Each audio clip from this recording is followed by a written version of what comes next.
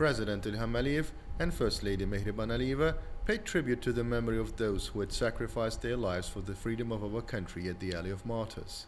The deployment of the Soviet troops against the masses of people who, having been outraged by the territorial claims of Armenia and the patronage of the leadership of USSR to Armenia, took to the streets and squares of Baku on January 20th to express the objection, led to unprecedented tragedy.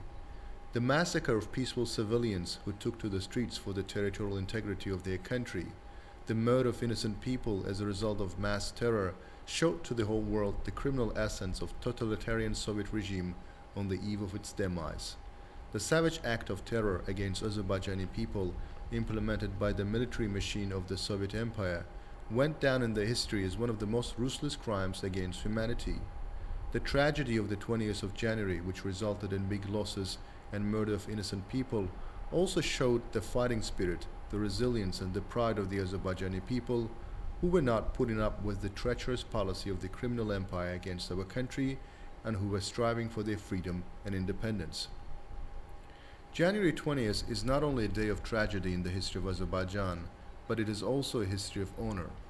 The people on that day became the shield against the horrendous ghosts and managed to show the dignity and tenacity.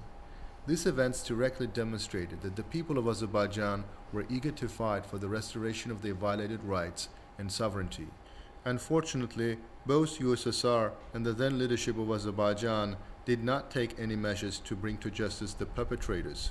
Worse than that, they did whatever they could to cover it up because they themselves were the direct organizers and participants of this bloody crime.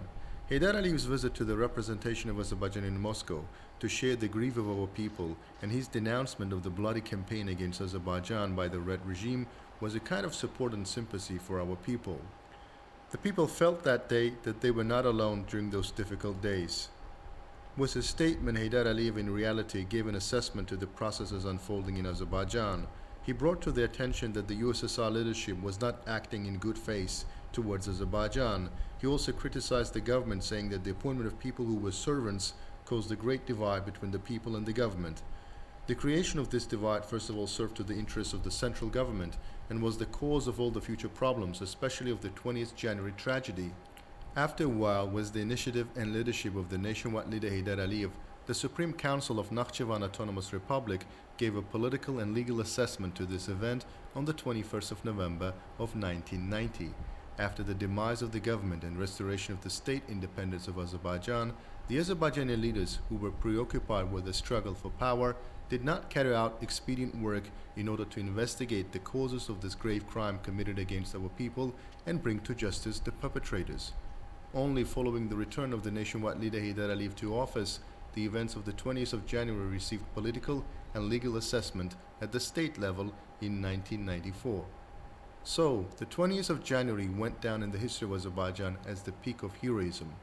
Our people gave unprecedented sacrifice at the end of the 20th century, but gained history accompanied with the exceptional will and bravery and perseverance of the national spirit to be proud of for centuries. Years passed by.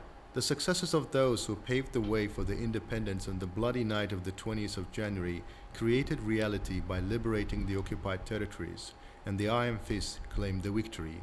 It is an unbelievable feeling to be a citizen of the victorious nation and our glorious army showing unprecedented examples of heroism under the leadership of the Supreme Commander-in-Chief instilled this feeling in all our people.